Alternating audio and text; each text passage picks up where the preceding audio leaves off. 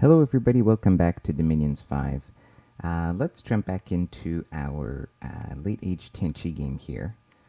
I have actually already played this turn, but we have not moved forward in time, so I haven't fallen too far behind. Let's just watch what happened in Lemuria here. Just Edemu poking his head out once again. He's gained a lot of experience. He is, he has unequaled obesity, so he has 55 hit points. He took 8 damage there from an arrow. We'll go and look at the log after, just out of curiosity.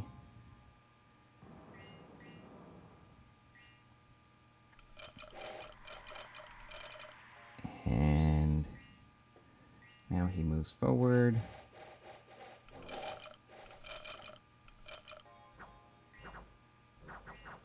And dead. So let's just see.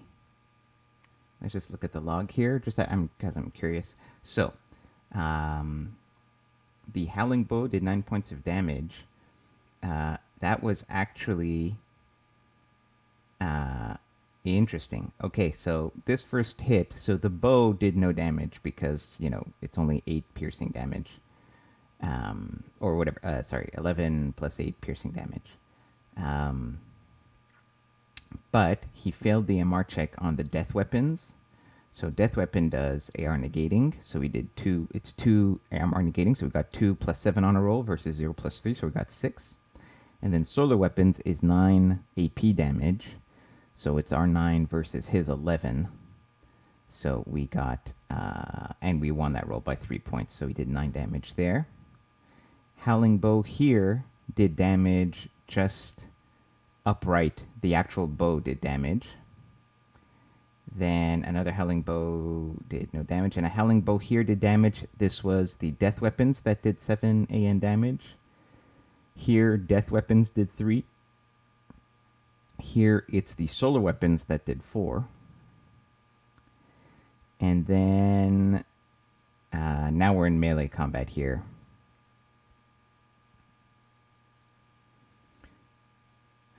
So some of these, the damage lands, but ethereal negates the damage, right?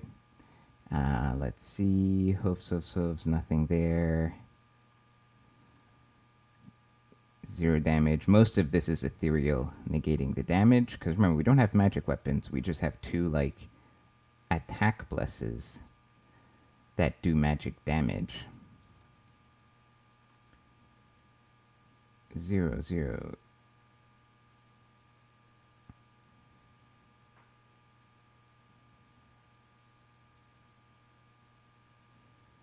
Huh.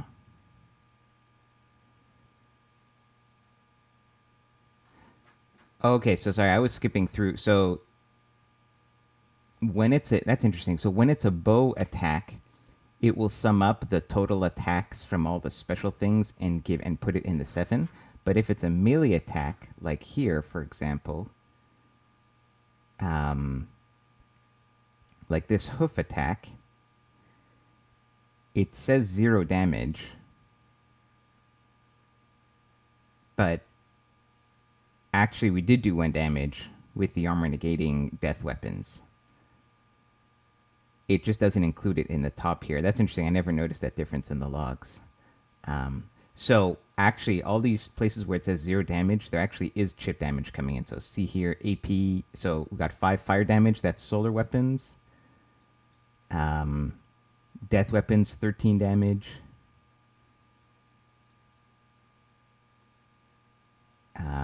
2 damage from solar weapons. 2 damage from solar weapons. 4 damage from solar weapons. 1 damage from death weapons. Here we just straight up hit him with the lance charge, but ethereal. So then 6 damage from solar weapons. 8 damage from death weapons. Yeah. Out of curiosity, let's just see if any of my guys actually cast a spell that did damage, or if they all just did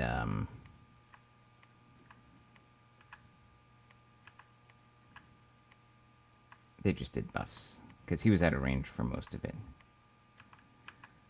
Oh, he did cast a Dust to Dust at the end, but he was dead. Like, he never got really in range of my guys. Anyways, so that works out. And the entrance to the fortification has been breached. Interestingly, we've actually almost breached out the Dominion. Well, we don't actually know because we lost our candle here, so there could actually be a couple candles here. But last turn he had very low candles, so we almost killed Lemuria, which is pretty cool. But now we're just going to storm the castle. Now so there's reinforcements coming here, which will be nice if he happens to choose to fight us outside. I don't think he'll fight us outside. No reason to. He might as well use the walls to his advantage. But we have modified our position a little bit in our scripting. So one thing we're doing is, okay, so we've got our big blob here in a line, and they're just doing fire. So they're just going to shoot their bows until they run out of ammo, and then they'll run in. These are the reinforcements, so they don't really count for this battle, because the battle's going to take place in the fort. Now, I've put my regular cavalry just in the back on fire archers, so these guys are not going to do too much. If we're lucky, so their archers on the walls are also ethereal, so these guys are not going to be terribly useful, but I'm hoping that these guys don't waste. I want these guys to be shooting their arrows into the main body of the enemy, not the archers on the wall. So the sooner we kill the archers on the wall, the sooner these guys will stop targeting them. But that's sort of a, so anyways, if I can knock out a few of them, then with these arrow shots, great, but these are not going to be super relevant for this fight. The one thing that's important here is, well, there are two squads that I've scripted differently. So I've got a smaller squad here that's just on attack rear right from the beginning. And their job is to charge in. And in fact, I'm going to bolster this squad a little bit. And what we're going to do is we're going to do double line like this. Their job is just to charge right into the gate. These guys are, well, actually, they're all kind of diseased and crippled, which is unfortunate, but, that's what happens when you fight on Lemuria. These guys will absolutely wreck ghosts. So they just got to get in there and start doing damage and kind of clog up the entrance. I've also got two lines here on hold and attack closest because all his guys are ethereal, so he can walk through the walls, whereas I can't. So there's a risk that I have like all my guys here running into the middle, bottlenecked, trying to get into the fort door right in the middle.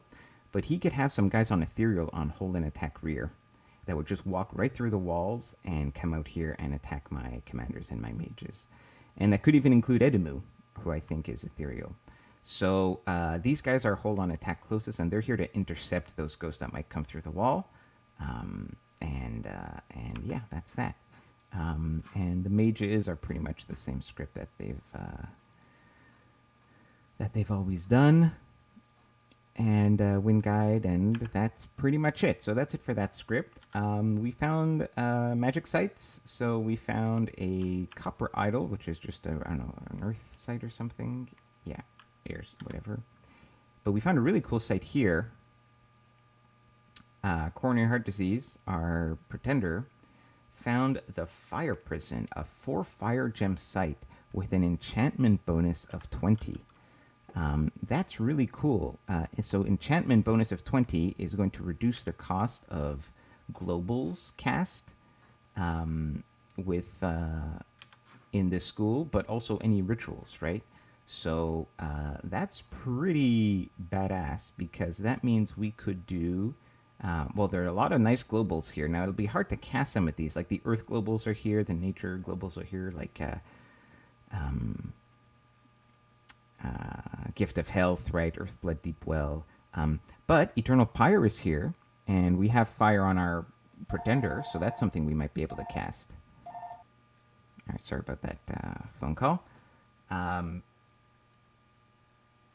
We don't now, well, we didn't have a lot of fire income. We certainly have more of it now. But honestly, just for making like liches, we're gonna have a 20% discount on liches. Pretty cool. Uh, that's even good if I mean we don't have like high astral, but you never know if we went into Arcane Nexus in the very late game, that could be a thing. Um, but honestly, for now, I'm mostly interested in it.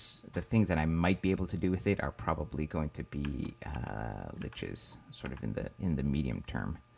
You know, we actually could do high astral. Anyways, so that's actually really cool.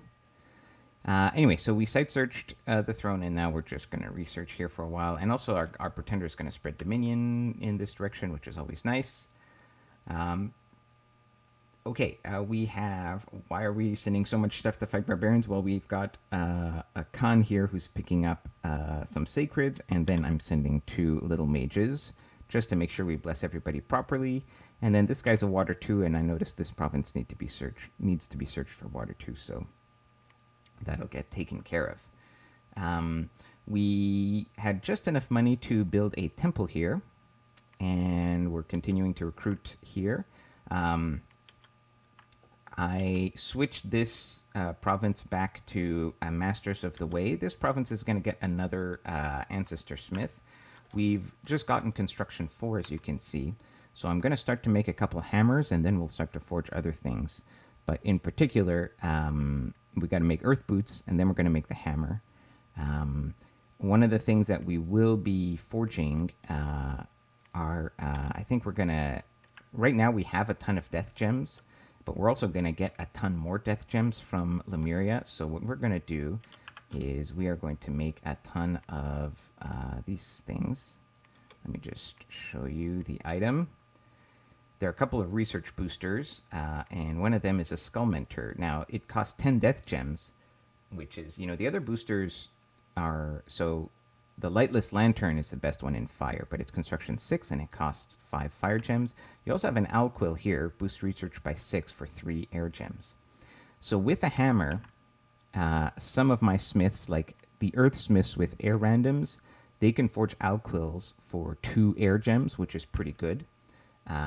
But we don't have a lot of air income, so until we get more air income, I don't really want to spend all of my air on just a few Alquills. However, getting Skull Staffs for 7 death gems each, 2 discount from the hammer and 1 discount from the unit forge bonus, that's pretty sweet. That's a pretty good deal. So we're going to spend all of our death gems into that. And that's also because we don't have anything else we need to spend death gems on. After we'll probably, at some point, we'll research Conjuration and we'll get down to, our Pretender can do Tartarian super easily. We'll probably try to get Well of Misery up with our Tartarian, with our Pretender. So, but that's, we don't need to, we're going to be getting like almost 20 death income per turn, like starting on turn 30 or whatever. So we're going to have tons of death, so we can spend a lot of it on Skull Mentors to really help boost our research. And, our big death expenditure is just going to be like maybe liches later on. So that's that.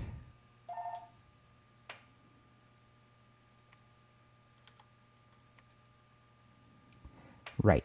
So, so that's what we're recruiting. Cat Mage recruitment continues. Sacreds here continues.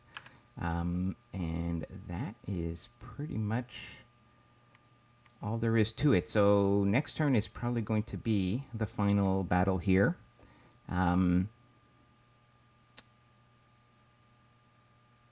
Yeah. I don't think there's much else to say about this turn. I heard... Lemuria says, like in the game chat, because we were obviously talking about, he mentions that he did have a big fight with Pangea that we missed, and he says he did kill a number of Pangea's mages and his cataphracts. Now I'm seeing a big stack here of cataphracts, so I guess Pangea must be big enough that he just built a ton more. But that is interesting, because that means that, Pangea had actually cost him some troops to do this. Me, it didn't. So far I've lost like a handful of sacreds, not much. I don't think Atlantis lost much at all in this conflict, so he just got a few provinces for free.